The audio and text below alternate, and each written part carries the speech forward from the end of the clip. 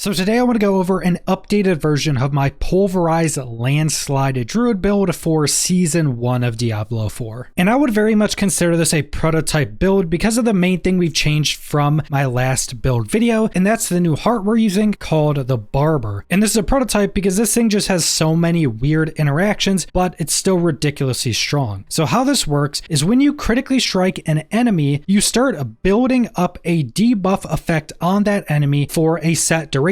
My roll is 2 seconds. So within that 2 seconds, any damage you deal to that enemy is built up. And at the end of the 2 seconds, or when the target dies, they blow up for all of that built up damage in an AoE. And this burst of damage is always a crit. This burst of damage is also multiplied for every second the effect was active on that enemy. So I have 14% multiplied and it can last for 2 seconds. So it's going to be 28% multiplicative damage added on to the total burst and being a guaranteed crit. So you can kind of see how this effect can get pretty ridiculous, but then it also doesn't work for some other effects and does work with some other effects. And we're going to go more into detail with this at the end of the video. So if you want to specifically learn more about that, go to that timestamp. And this is going to be a pulverized landslide build. So our main aspects are pulverized creature shockwave, travels forward, deals up to 150% damage to all targets in its path. So pulverized, instead of just being a small AoE, now also has a massive range shockwave effect, but it does not move the original attack of pulverized. So if you're within correct range, your pulverized's original hit and the shockwave can both hit a target. Then for the landslide portion, we're using trample now summons 6 landslide pillars, each dealing 80% normal damage, and trample is now nature magic and an earth skill, and both landslide and pulverize are both core skills. So we're going to get a ridiculous amount of scaling and just be doing some massive AoE damage. And also you don't need any unique for this build to actually work, but I'm currently using 2 uniques that make the build much better. First off is Vasili's Prayer. Your earth skills are now also werebear skills and they fortify you. We don't care about the fortify, but your earth skills being werebear skills mean while in Grizzly Rage, we can use Earth Spike for a range generator and we can use Earthern Bulwark. And as we're using Landslide, now Landslide will also be a werebear skill, giving it a lot of additional scaling. The build will still work without this unique, but your build just gets stronger while having this. And I'm also using Insatiable Fury, where werebear is now our true form and we gain +3 ranks to all werebear skills, but when fully upgraded this is actually +4 ranks. For whatever reason it still says +3, but it is actually +4, and all of our skills are werebear skills in this build, so it's +4 ranks to all skills. Now this is more of a speed running unique, so if you don't have this or you're trying to do higher tier content, get a legendary chest piece, put the Iron Might aspect on it, and get all defensive rolls. And then next up we have our skill tree, starting off with Earth Spike, our range generator. We actually do use this quite a lot in our build. Upgrade 1 has a 10% chance to stun enemies. Then we're going down and taking our main core skills. Pulverize is going to be our main spirit user, and we're putting 5 points into this. Upgrade 1, if you stay healthy for 12 seconds, your next pulverize will overpower, so some pretty big damage increase. Upgrade 2 causes enemies to deal less damage after being hit by pulverize. Then we're putting 5 ranks into landslide because the landslides generated from our trample go off of our actual landslide. So our landslide is actually going to be dealing more damage than our pulverize because for whatever reason landslide has much better scaling. So every time we trample, we're going to fill the screen with landslides. They're going to do some ridiculous damage. Then we're going down to our defensives, taking Earthern Bulwark, which is just a barrier. Upgrade 1 causes you to be unstoppable. Upgrade 2 causes it to explode to deal some damage. Then we're taking Debilitating Roar, just a big damage reduction to all enemies. Upgrade 1 fortifies you. Upgrade 2 heals you over the duration. Then we're going down and taking Trample, which is primarily used to proc all of our landslides. Also unstoppable, so that's very nice as well. Upgrade 1 causes it to deal more damage the less enemies you hit. Trample actually does some pretty decent damage, especially if you hit enemies into terrain. Upgrade 2, you generate 40 spirit, which is a very big spirit generator. Then we're going down taking Grizzly Rage, very important part of the build. Massive damage reduction, gives us some unstoppable and massive damage scaling. Upgrade 1, you're unstoppable for 6 seconds. Upgrade 2, you fortify every second it's active. Then our capstone is Earthern Might, a lucky hit that when it procs restores all of your spirit, causes all of your attacks to be guaranteed crits for 5 seconds, and this chance is up to 10% off of crits or if the target is stunned, immobilized, or knocked back. For our passives, we have 1 into Heart of the Wild to get Wild Impulses. Your core skills cost more but deal more damage. Then 3 into Abundance. Basic skills generate more spirit. Specifically with this prototype version of the build, we're going to be using Earth Spike a lot lot more. Then 3 into Predatory Instinct, critical strike chance against close enemies, 3 into Iron Fur for reduced damage while in Werebear, then 1 into Ancestral Fortitude to get Vigilance, damage reduction after using a defensive skill. Then we're going down taking Nature's Reach, increased damage to distant enemies, and this is going to be doubled all of the time because we always have enemies being slowed. Then we're going down taking 3 into Crushing Earth. Earth skills deal increased damage to CC'd enemies. This is going to be procced 100% of the time as well. 1 into Safeguard, critical strikes with Earth skills fortify you for 2% of your base life. We only need 1 point because that'll keep us 100% fortified. Then 3 into Stone Guard, when you have Fortify over 50% of your max life, your Earth skills deal more damage. That's going to be procced 100% of the time as well. Then 3 into Defiance, nature skills deal more damage to elites. Then 1 to Circle of Life, so our Pulverize will now heal us every time we use it. Then we have our Spirit Boons. We have Wariness, take reduced damage from elites, Sight Talents to give us increased critical strike chance, Calamity to extend the duration of our Grizzly Rage, Obsidian Slam, every 20th kill will cause your next Earth skill to overpower, and we would primarily want this to be used on our Pulverize or our Landslides from Trample. Then Calm Before the Storm, a lucky hit, nature skills have a 10% chance to reduce your cooldown of your ultimate by 2 seconds, so we can stay in Grizzly Rage even longer. And next up we have our Paragon Boards, and I'm level 79, and I have 2 zones of Renown completed, so that's 8 additional Paragon points. So keep in mind, if you have more Renown or you're high level, you'll have more points, but the primary thing you want to do, especially if you're a lower level, is take your exploit glyph in the first starting board, because you can get enough dexterity on a level 1 exploit glyph to get the secondary effect, which whenever an enemy is damaged by you, they become vulnerable for 3 seconds, has a 20-second cooldown per enemy. This is the only way we apply vulnerable to enemies. So you're going to want this right away. Pick up an exploit glyph, put it on your starter board, get the 25 dexterity within range, and you're good to go. That's a massive damage increase right off the bat. Then our first board, we're taking Ancestral Guidance. After spending 75 Spirit, you deal 30% increased damage for 5 seconds. Big damage increase, but we're also taking this because the rare Reclamation node gives you 2 Spirit on kill. Then 2 of these rare nodes also give you an additional plus 2 Spirit on kill. So just from these few nodes, you get 4 Spirit every single kill, which is some massive Spirit generation. Then on this first board, I'm taking Earth and Sky, which gives you a bonus to all magic nodes within range. And my Earth and Sky is not level 15 yet, so it doesn't have the increased range, but with the lower level glyph, we still get some core skill damage increase. And one of the primary reasons I'm using this is so I can get increased stats, specifically increased intelligence, so I can get the secondary effect of a lot of the other rare nodes within range, because when you're lower level and don't have super high level glyphs, the rare and magic nodes are actually some of your biggest power gains. Then we're going up, and the second board we're taking is Earthern Devastation. Your Earth skills deal increased damage to crowd controlled enemies, and all enemies are going to be slowed all the time in this build, so that's just a massive damage increase. Then the glyph we're taking is Undaunted. Now I have this maxed out already. This is the main glyph I leveled up, and this just gives you massive damage increase while fortified and damage reduction while fortified. This is the first glyph I'd recommend leveling up for the increased range and getting as much intelligence in the area as you can. And as you can see, currently I have 87% damage increase just because of this one glyph. This is massive and very easy to scale. And then past these 2 boards, getting the legendary effects and the glyphs we went over, you're going to want to be getting as much damage increases from rare and magic nodes as you can. As you can see here, we got the Earth and Power rare node with all the magic nodes around for some big damage increase. We went up, got the Oppress node for big damage increase to crowd controlled enemies, and I'm currently getting all the magic nodes within range. And the same for the rest of the boards when at lower level, because like I mentioned, at lower level, the rare and magic nodes are your biggest damage increases. And then next up, we have our uniques and legendary aspects, as we went over Vasili's Prayer and Insatiable Fury. These aren't needed, but they make your build stronger. Then as we also went over, our main aspects are Pulverize creates a shockwave, and our Trample creates Landslide. The other main aspect for this build is Landslide's Earth Pillars each strike a second time and deal up to 12% bonus damage per hit. And with this mixed with our Landslides generating from Trample, every time we trample, it's just going to make this massive wave of Landslides that proc 2 times. So they're going to be doing massive damage. They're going to be hitting an entire screen of enemies. They can all crit, so they're going to help us build up more crit damage as well. Then our other aspects are going to be increase the duration of Grizzly Rage and critical strikes in Grizzly Rage, increase your critical strike damage by 10%. This stacks. This is some of the biggest damage increases for this build. You can get over 1000% critical strike damage just with this aspect. Then on our gloves, Pulverize is an earth skill, and after you cast Pulverize, it leaves a small AoE on the ground. This is primarily so Pulverize becomes an earth skill, meaning Pulverize gets a lot of additional scaling. Then on our offhand, your core skills deal up to 40% 10% increased damage based on your fortify. So this is just going to be a massive multiplicative damage. And because we're using 2 core skills, this is going to increase the damage of both of them. Then on our boots, damaging from earth skills slows enemies for 5 seconds. The roll on these boots doesn't matter. You don't care about the slow amount. You care that enemies are slowed to proc a bunch of additional effects and damage increases. Then on our legs, we have disobedience for armor stacking. This is still one of the best legendary aspects in the game. And then next up, we have our gems, our hearts, and our gear stats. In your weapons, you're going to want critical strike damage to crowd controlled enemies. In your gear, you're going to want damage reduction while fortified. Now for our hearts, we're using the Barber, which is the Wrathful heart that we already went over. We're going to go over that more at the end of this video. And then we're using the heart that up to 20% of the incoming damage to you is instead suppressed. When we use a defensive, it blows up all that suppressed damage. This is primarily for the damage reduction. Then we're using the heart that critical strikes electrically charge enemies for a certain amount of time. Then when you crit them again, it arcs lightning between all enemies that are charged. This can deal some massive AoE damage and can have some pretty weird interactions with our Barber heart. Now for stats, we have 2 uniques, can't change the stats on those, but the stat rolls on these uniques are decent for the build. On our gloves, lucky at chance, critical strike chance, ranks to landslide. I have critical strike with earth skills, which is good, but I may want to change a critical strike damage with earth skills over to plus ranks to pulverize. So we'd have plus 4 ranks to pulverize and landslide, which I think could still be pretty good. On our legs, you want all damage reduction. Damage reduction while injured, I think is probably going to be the best damage reduction roll now. Damage reduction from distant, damage reduction while fortified, damage reduction from close. These are basically best rolled legs. On your boots, spear cost reduction, dodge chance, movement speed. I have movement speed after killing an elite, but I think what would be better is damage reduction while injured. Then on our weapon, core skill damage is good, critical strike damage with earth skills is good, critical strike damage is decent, and I have overpower damage, and I'm not exactly sure what other rolls would be better now because of all the nerfs, but basically anything that's going to give you damage increase is going to be good. On our offhand, you want lucky at chance, critical strike chance, cooldown reduction, and then I would want to change all stats to damage reduction while fortified. And then for your rings and necklace, I have really bad rings and neck. I've been super unlucky with these rolls, but on your necklace, spear cost reduction, cooldown reduction, damage reduction from close would be better as damage reduction from fortified, and then movement speed. Those are still the best rolls, but I still have a low item level necklace. On rings, you want lucky at chance, critical strike chance, max life, and vulnerable damage, I think are still going to be the best rolls. Now for the very complex part of this build, which is our new heart we're using called the Barber. And as we went over, you critically strike enemies, then it starts building up all damage you deal to them to blow up at the end, but there's a ton of additional information to how this works. So if an enemy dies before that 2 seconds is up, they still blow up for all that AoE damage. The damage burst when this effect procs is always a critical strike, and when dealing damage to enemies that have this effect on them, it's not going to actually show you the damage you're dealing until they blow up at the end, and some effects work with this, some effects don't. Our capstone, which is Earthen Might, can't proc when this effect is on that enemy, but the critical strike stacking from our Grizzly Rage aspect does seem to build up when damaging enemies that have that effect on them, and also one of our passives gives us Fortify when we critically strike with Earth skills. That also seems to work correctly when the Barber effect is on an enemy. So some effects work with it, some effects don't. But even with stuff like Earthen Might not working with this heart is still stupidly strong, as you'll see in the footage, because essentially what it's doing is taking all of your single target damage on one enemy and blowing it up into AoE damage. So if I pulverize 10 enemies and it crits them all, then I do another pulverize, all of that damage is going to be built up on the target, and instead of that target being hit by just the 2 damage instance of those 2 pulverizes, now when everything blows up, they're going to be hit by all 20 instances of that pulverize in an ideal situation. Usually enemies are going to be dying way before that, so they wouldn't have enough health to actually get hit by all that damage, but if an enemy could survive,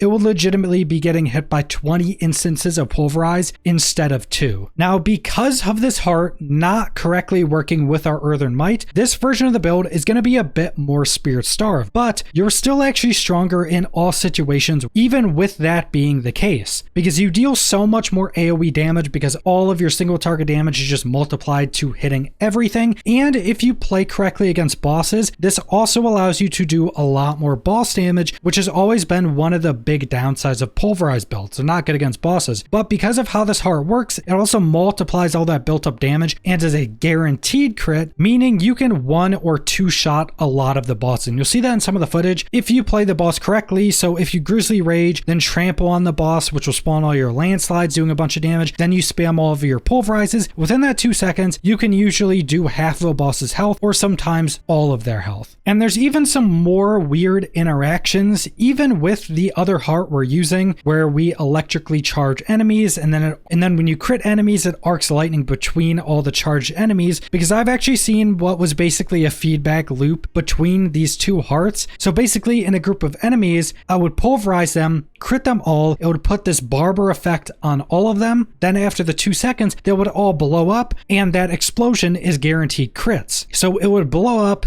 do crits, and all these enemies would have this electrically charged effect on them, so they'd all blow up to crit, then the lightning would arc between them all, crit again, which would proc Barber on them again, then another 2 seconds later, the Barber would blow up for another crit, which would then proc our lightning again, and if our lightning continued to crit, it would be a feedback loop that would just continue to deal damage to the targets until they die. But that's basically the entirety of this build, and I know adding in this Barber heart makes this build and a lot of the damage scaling and a lot of the effects much more complex, but even if you don't understand what's actually happening, this heart is just ridiculously strong. It makes the build play a bit differently, but it's crazy strong. You can just 1-hit blow up entire screens of enemies, you can 1 or 2 hit bosses, and I think it is pretty fun to use. But that's all I want to go over, so thanks for watching.